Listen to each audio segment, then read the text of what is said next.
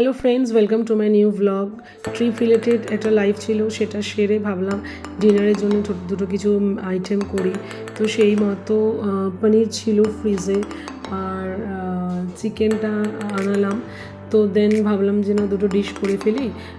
তো রাতে রুটি খাওয়ার ভীষণ ইচ্ছে হচ্ছে, আর ফ্রিজে একটু পালক শাকও ছিল। তো ভাবলাম যে না, শীত তো শেষের দিকে, পালক পনিরটা করেই ফেলি। যেহেতু আইটেমটা তোমাদের আগে রেসিপিটা করে দেখিয়েছি, তাই এখন আর সেরকমভাবে রেসিপিটা করে আর দেখানোর কিছু নেই।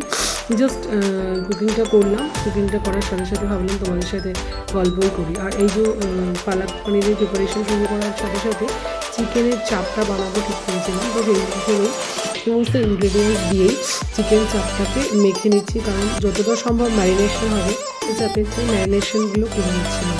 আসলে এটা যদি মর্নিংয়ে বা দুপুরের দিকে করে রাখতে পারতাম, তাহলে আরও বেশি টেস্ট হতো। মানে যতটা ম্যারিনেশন, চিকেন চাপটা অ্যাকচুয়ালি ম্যারিনেশনের উপর ডিপেন্ড করে, বাট আমার সময় ছিল না, কি আর করা যাবে। আর মানে চারিদিকের কাজকর্ম করতে করতে এতটা মানে ক্লান্ত লাগছিলো, আর আমার একটু মানে এরকম লাগলেই মনে হয় যে না, একটু রান্নাবান্না করি অথবা শপিং করতে যাই কিছু একটা। তো আমার আপাতত রান্না করতেই মন চাইছিলো, আর সেরকম মনে হলো যে না, ডিশ দুটো বানাতে বানাতে তোমাদের সাথে একটু কথাবার্তা বলে নিই।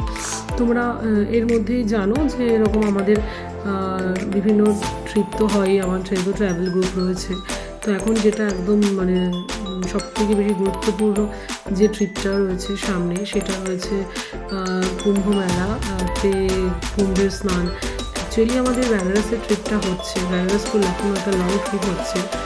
তো লাকিলি আমাদের যেহেতু কুম্ভের ওই দিনগুলো পড়েছে বা মেলাটা চলছে, তো আমাদের বেনারসের ট্রিপের সাথে সাথে তো প্রয়াগরাজটা ছিল, সেক্ষেত্রে তো এটা একটা এক্সট্রা পাওনা হয়ে গেল। এবং তার জন্যই আমাদের গ্রুপ মেম্বার্স এবং অনেক পরিচিতি সবার থেকে এতটা রিকোয়েস্ট আসছিলো, সেই জন্যে আমিও রিস্কটা নিয়ে ফেললাম এবং সাহস করে ফেললাম তোমাদের নিয়ে যাওয়ার জন্য কুম্ভ মেলায় এবং সঙ্গমে স্নান করানোর জন্য। হোপফুলি তোমরা আমার সাথে থাকবে এবং আমাকে সাপোর্ট করবে। যাই হোক, দেখো পালকটা দিয়ে সমস্ত ইনগ্রেডিয়েন্টস দিয়ে ওটা বেশ শুকিয়ে আসছিলো। এবারে পনিরগুলো দিয়ে দিলাম। পনিরটা আগেই বলেছি গরম জলে সোপ করা ছিল, আগের রেসিপিতে দেখেছো তোমরা। এই যে আমার পালক পনির রেডি, তুলে নিচ্ছি। আর অবশ্যই তারপরে ওপর থেকে বাটার আর ফ্রেশ ক্রিম ছড়িয়ে দেবো। প্রচণ্ড ঠান্ডা লেগেছে, নাকটা কীভাবে টানছি। এই যে বাটার দিয়ে দিলাম আর একটু ফ্রেশ ক্রিম দিয়ে দিলাম। এটাই অ্যাকচুয়ালি যত মেল্ট হবে তত টেস্ট বেরোবে। চলো, এটা তো হয়ে গেল। এরপরে চিকেন চাপটা রেডি করি, আজকে অনেকটাই সময় লাগবে। আমি যখন রান্না করছি এবং তার সাথে সাথে কিন্তু আমার টিভিটা অন রয়েছে, আমি কুম্ভ রিলেটেড নিউজটা শুনছি। অ্যাকচুয়ালি আমাদের টিম এটা নিয়ে অনেকটা কাজ করছে। তার সাথে সাথে আমার অফিস চেম্বার এগুলো করার সাথে সাথে আমি কিন্তু এই নিউজগুলো সবসময় আপডেট থাকছি।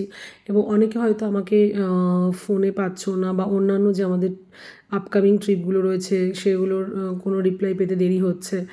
তার একটাই কারণ যে আমি মানে 24/7 যাই কাজ করছি না কেন, তার সাথে সাথে আমি পুরোপুরি এই ট্রিপ রিলেটেড ব্যাপারটা এখন আপাতত বেনারস এবং কুম্ভের প্রেশারটা ওটা নিয়েই আপাতত চলছি।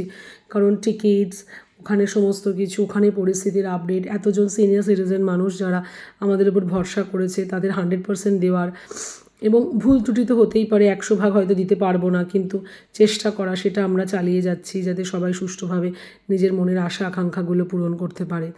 যাই হোক, এই বলতে বলতে আমার সমস্ত ইনগ্রেডিয়েন্টসটা দেওয়া হয়ে গেছে এবং এরপরে দিয়ে দিলাম ওটা জয়িত্রী, জায়ফল, এগুলোর মানে জাফরান, এগুলো গুঁড়ো করে রাখা ছিল, সেইটা দিয়ে এবারে ভালো করে চিকেন চাপটা নেড়ে ইয়ে করে দিলাম। এবার ওটাকে হতে দিলাম, মোটামুটি হয়েই গেছে। যাই হোক, আর আমাদের ট্রিপ রিলেটেড কোনো দরকার থাকলে, কুম্ভ মেলা রিলেটেড কোনো কোশ্চেন থাকলে আমাকে হোয়াটসঅ্যাপ বা ডিএম করে নিতে পারো, আমি চেষ্টা করবো উত্তর দেওয়ার। আমার চিকেন চাপ রেডি, ডিনারটা করে নিই, চলো টাটা।